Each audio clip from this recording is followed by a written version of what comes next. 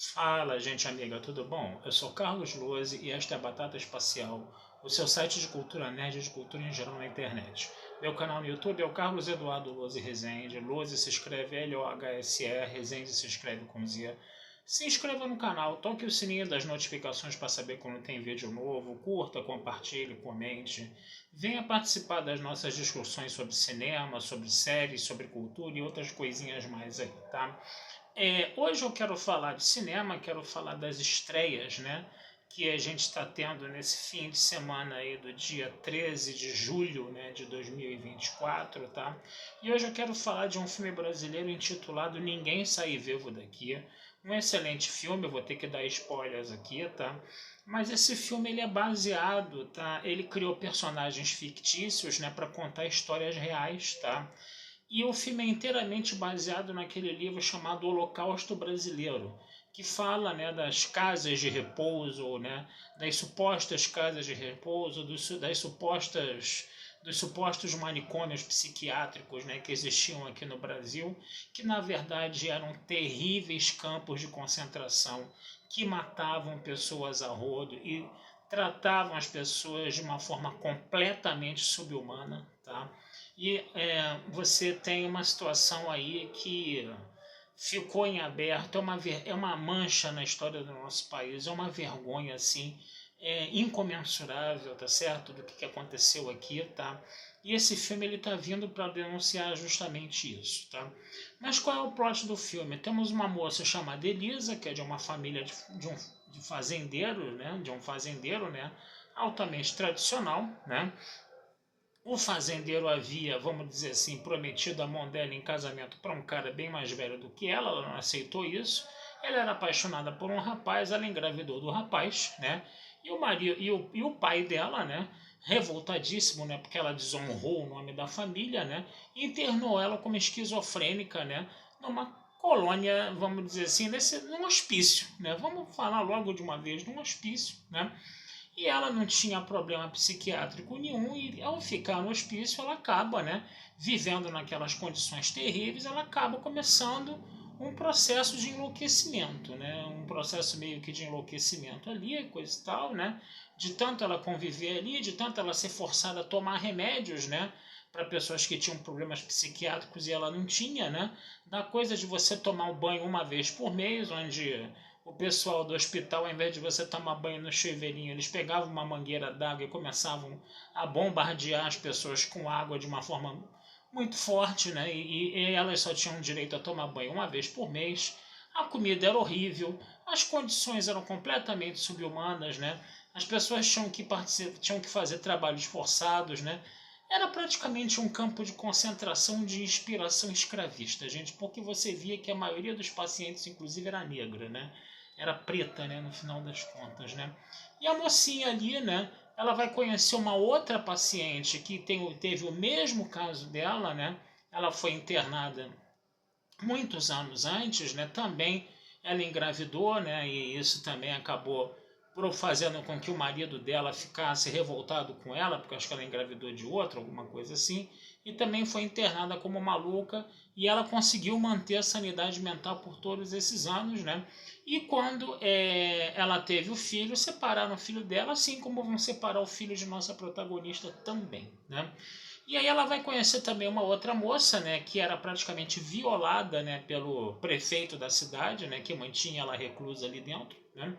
E a garota vai querer fugir e ela acaba sendo assassinada. Tinha um capataz que praticamente era um capitão do mato ali, no final das contas, era um feitor, né, no final das contas, né, que acabou matando a garota. E isso provocou um trauma tão grande na moça, né, tão grande na Elisa, né, no final das contas. Ela, inclusive, tomou choques elétricos na cabeça porque ela tentou auxiliar na fuga, né, que ela começou a acreditar que falava, né, com espíritos das pessoas que haviam morrido, né, no manicômio, né? Então, quer dizer, ela já estava entrando num processo real de enlouquecimento até pelas condições que o meio impunha a ela. Mas uma das enfermeiras, né, ela percebeu, né, que a garota não era maluca, que ela não tinha que o laudo não existia laudo nenhum, coisa e tal. E aí, no final das contas, essa enfermeira ajudou ela na fuga, né? E aí eu não vou contar o desfecho do filme, né? Um desfecho do filme, inclusive, até bem bombástico, diga-se de passagem, né? Uma coisa até um tanto quanto hollywoodiana, né? Mas o filme diz, né, que todos aqueles fatos ali foram reais, né? Realmente.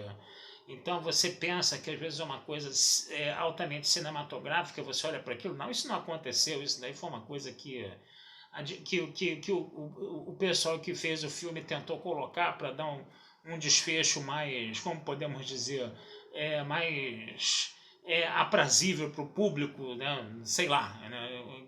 Porque você fica vendo tanta injustiça, né? O filme inteiro e de repente no final do filme não acontece nada, ou aquela injustiça permanece, aquela injustiça não tem um troco, né? Mas o final não foi bem assim, foi um final hollywoodiano que eu falei, mas o filme toma o cuidado de dizer que foram fatos que realmente aconteceram, né?